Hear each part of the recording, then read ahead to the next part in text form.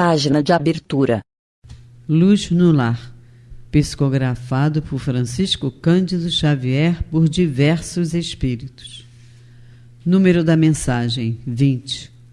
Título: Filho que não nasceu. Fui trazido a teu colo e sussurro baixinho: Mãe, eu serei na carne o sonho de teu sonho.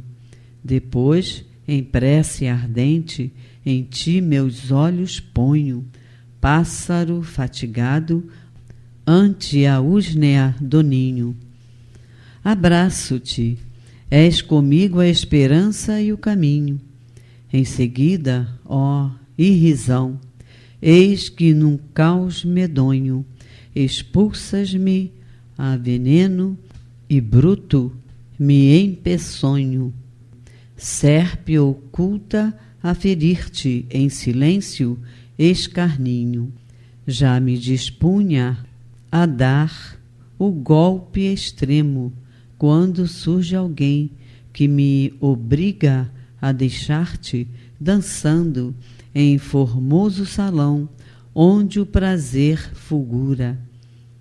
Passa o tempo, hoje volto, é o amor que em mim arde, mas encontro-te, ó Mãe, a gemer, triste e tarde, sombra que foi mulher, enjaulada à loucura. José Guedes. E agora, a palestra. Irmãos de jornada, mais uma vez nos reunimos aqui pelo Grupo Espírita Francisco de Assis para estudarmos juntos o livro Evangelho segundo o Espiritismo, dando continuidade ao estudo sistematizado da doutrina espírita. Hoje estudaremos o capítulo 28, é o último capítulo do Evangelho segundo o Espiritismo, intitulado Coletânea de Preces Espíritas, especificamente os itens 46 e 49, que trata das preces por outrem, ou seja, por outras pessoas, não a prece em nosso favor. Lembramos que esse capítulo traz esclarecimento sobre as preces e sugestões de preces para os mais diversos momentos das nossas vidas e necessidades.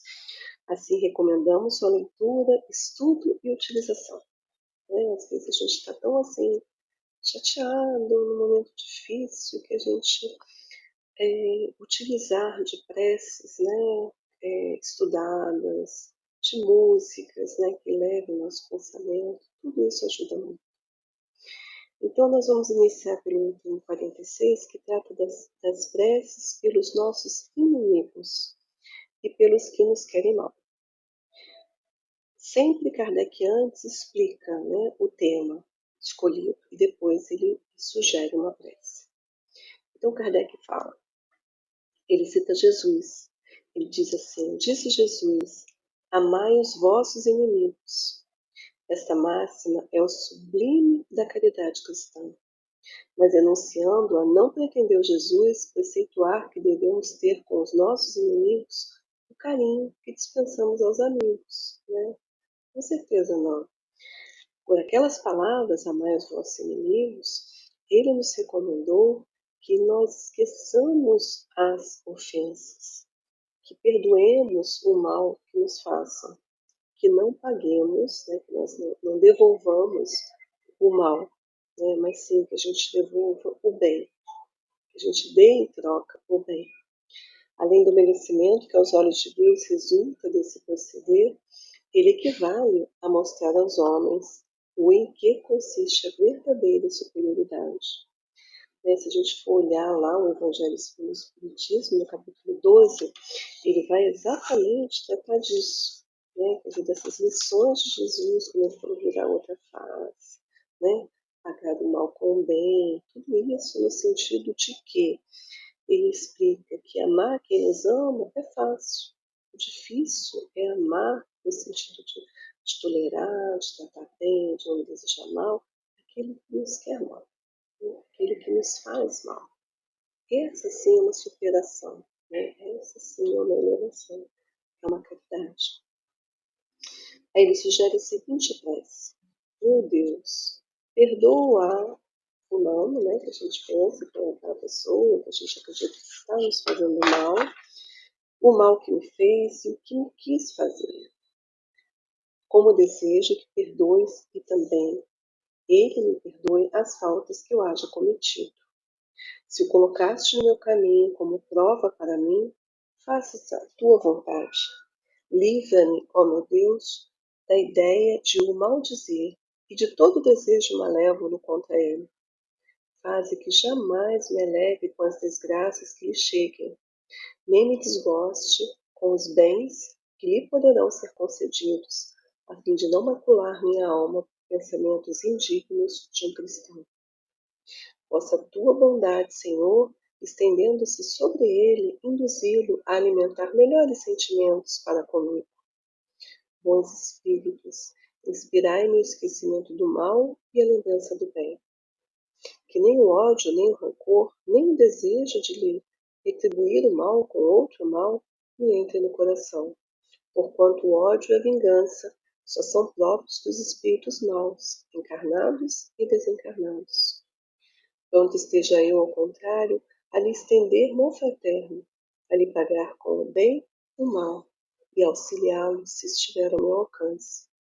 Desejo, para experimentar a sinceridade do que digo, que ocasião se me apresente de ser-lhe útil, mas, sobretudo, ó meu Deus, preserva-me de fazê-lo por orgulho ou ostentação, abatendo-o com uma generosidade humilhante, o que me acarretaria a perda do fruto de minha ação. Estas palavras do Cristo: já recebeste a tua recompensa. Observem quanta lição, quanto ensinamento nós temos nessa sugestão de oração, né? É um estudo. Veja, quando Kardec sugere que se mencione na oração o nome da pessoa que nos quer mal, né? O dito inimigo, é porque quando nós falamos o nome, existe uma vibração, né? Tanto o espírito pode vir a perceber, receber com maior nitidez, quanto o anjo da guarda dele, né, o espírito protetor. Enfim, é muito importante essa força no pensamento quando a gente emana uma oração, quando a gente fala uma oração, né, a gente emana os sentimentos que a gente está procurando irradiar. E ele fala também dessa situação que a pessoa pode ter aparecido na nossa vida, essa pessoa que nos traz, às vezes, preocupação ou mal-estar, ou nos faz de alguma forma um mal, pode ser uma prova, né? Deus pode ter colocado ele na nossa vida, ele ou ela, essa pessoa, para que a gente exercite a paciência, para que a gente exercite a tolerância, para que a gente exercite a nossa autoanálise, porque muitas vezes amigos, parentes não falam os nossos defeitos, não nos ajudam nesse sentido a nos melhorar. E aquela pessoa que não tem o sentimento caro por nós, muitas vezes nos aponta os nossos defeitos. Então, também, dessa forma, nós podemos encarar como um bem que está fazendo, né? Se a gente conseguir controlar o nosso orgulho, a nossa vaidade, né, e exercitar realmente a humildade, tá certo? E não podemos esquecer nunca que nada acontece por acaso, né? A pessoa não está na nossa vida por acaso, como dizia sempre um amigo meu, Gilberto Sobral Vieira, nós não estamos no concílio de santos, então todos nós temos as nossas dificuldades, os nossos defeitos, então Deus nos colocou juntos para que um possa ajudar o outro. E, por óbvio, as nossas dificuldades são diferentes, né? Porque se fossem iguais, a gente nem as perceberia, né? Acharíamos tudo muito normal, possivelmente. E assim como um tem uma dificuldade, o outro tem a outra, nós podemos nos espelhar nos melhores exemplos e também dar o nosso melhor exemplo, aprendendo um com o outro. Aqui fala também dessa situação da gente poder ficar feliz com o que a pessoa que não tem simpatia por nós consiga receber na vida, né, no sentido de melhoramento, enfim, que a gente possa não ter inveja, exercitar não ter inveja, que a gente possa ficar feliz com a felicidade dela, né? Que a gente possa estender a mão, não desejar o mal, procurar devolver, né, todo o mal que essa pessoa possa nos fazer, ou que nós acreditamos que esteja nos fazendo, com o bem. Um outro querido amigo meu, Augusto, né, Hanikel, ele sempre dizia que quando a gente pensar numa pessoa, a gente deve fazer uma oração por ela. Então, assim, quando a gente pensar também na pessoa que a gente acredita que não tem um sentimento bom por nós, em vez de a gente ficar alimentando esse sentimento de possível rancor, de possível discórdia, que a gente faça uma oração por ela, tá certo? E antes de falar qualquer coisa, também ouvindo aí um ensinamento do Francisco, né, do Chico Xavier, que a gente possa encher a boca da água e não engolir, até a gente conseguir tranquilizar a nossa alma, né, para a gente não falar nada que a gente vai se arrepender. Um outro exercício é fazer, sim, uma oração, elevar o nosso pensamento, sair da vibração ruim, respirar fundo, né, fazer exercícios de meditação, respirar fundo e soltar o ar bem devagar, contando até 10. Tudo isso vai nos trazendo a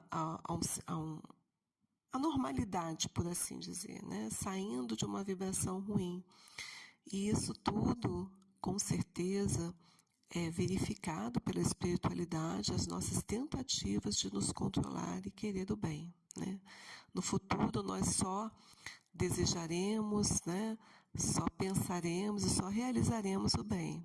No momento, diante das nossas muitas imperfeições, se a gente conseguir não realizar o mal, já é uma coisa boa, né? Já é uma coisa boa, né? Aqui, Kardec explica que não basta não desejar o mal, a gente deve desejar o bem, mas tudo é uma caminhada, né? Que a gente possa ir vencendo esses obstáculos paulatinamente. Na sequência, Kardec ele propõe uma reflexão sobre o bem concedido aos nossos inimigos e uma oração para essa ocasião. Vejamos. Não desejar mal aos seus inimigos é ser apenas meio caridoso. Eu já tinha antecipado isso, né? A verdadeira caridade quer que lhes almejemos o bem e que nos sintamos felizes com o bem que lhes advenha. Aí a sugestão de prece. Meu Deus, entendeste em tua justiça encher de júbilo o coração de fulano. Agradeço-te por ele, sem embargo do mal que me fez ou que tem procurado fazer-me. Se desse bem ele se aproveitasse para me humilhar, eu receberia isso como uma prova para a minha caridade. Bons espíritos que me protegeis, nós nunca estamos sozinhos, né? Não podemos esquecer disso. Não permitais que me sinta pesaroso por isso, triste por isso. Isentai-me da inveja e do ciúme que rebaixam. Inspirai-me, ao contrário, a generosidade que eleva. A humilhação está no mal e não no bem. E sabemos que cedo ou tarde justiça será feita a cada um segundo suas obras. O nosso tempo aqui é curto, eu sugiro que depois, com calma, cada irmão possa ler o capítulo 12 também do Evangelho segundo o Espiritismo, que trata especificamente de amai os vossos inimigos, né? Retribuir o mal com o bem, virar a outra face do rosto, né? Andar do dobro do que lhe peça para andar, né? Se pedir a túnica, dar o casaco também. Lições de Cristo, né? De Jesus, nosso mestre, no sentido de que nós devemos, ao invés de reclamar, procurar fazer de bom grado, felizes. Uma última citação, Madre Teresa de Calcutá, né? O Alan Filho, ele comenta numa das músicas que ele compôs, que Madre Teresa de Calcutá, antes, ela falava que a maior caridade é o sorriso. Que antes da gente entregar o prato de comida, né, um bem material que a pessoa necessite, o irmão necessite, todos nós precisamos, estamos no mundo material, antes dê o sorriso, né? Então, assim, que a gente possa fazer o nosso melhor fazer o bem da melhor forma. Não apenas dar, mas dar com carinho, dar com amor, envolver com um sorriso, né, o outro irmão, que às vezes precisa disso. Às vezes, aquele que nós achamos que nos odeia, né, o nosso inimigo, muitas vezes ele está pensando a mesma coisa da gente. E nós não podemos mudar o outro, mas nós podemos nos mudar. Então, que a gente possa se observar, né, tal qual Santo Agostinho nos recomenda, que a gente possa nos avaliar a cada dia, né, no final do dia, pensar no que eu fiz, no que eu deixei de fazer, o que eu podia ter feito melhor. Então, o que eu posso fazer nessa relação conturbada com esse suposto inimigo para melhorar a relação? O que depende de mim nisso, né? E pedir sempre a ajuda da espiritualidade maior, também a intervenção do espírito protetor dele, né? Para que tudo isso, toda essa vibração de amor possa mudar os sentimentos. No fundo, todos nós queremos isso, né? Sermos amados, sermos felizes, compreendidos, para que a gente possa também compreender, amar, acolher. Dessa forma, pedimos ao Pai Misericordioso que nos fortaleça nos melhores propósitos e que possamos sempre perdoar e retribuir o mal que nos possa ser feito com o bem. Até o próximo estudo.